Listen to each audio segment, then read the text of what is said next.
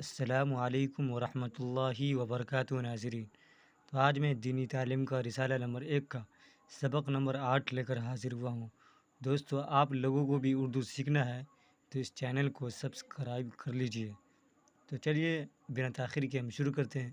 بسم اللہ الرحمن الرحیم۔ اسلام، ہم مسلمان ہیں، ہمارا مذہب اسلام ہے۔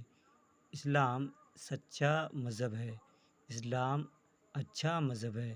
بھلائی سکھاتا ہے، برائیوں سے روکتا ہے۔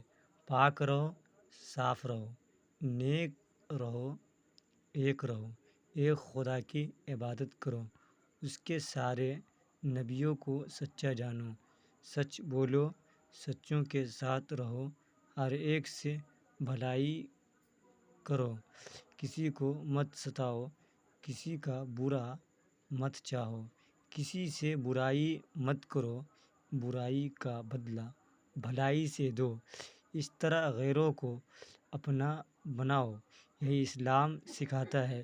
اسلام بہت اچھا مذہب ہے۔ اسلام بہت آسان مذہب ہے۔ سوالات: مسلمان کا کیا مذہب ہے؟ مسلمان کا مذہب اسلام ہے۔ مسلمان کسی کو کہتے ہیں؟ جو جھوٹ نہیں بولتا ہو، جو بھلائی کی طرف بلاتا ہو، اس کو مسلمان کہتے ہیں۔ اسلام کیا سکھاتا ہے؟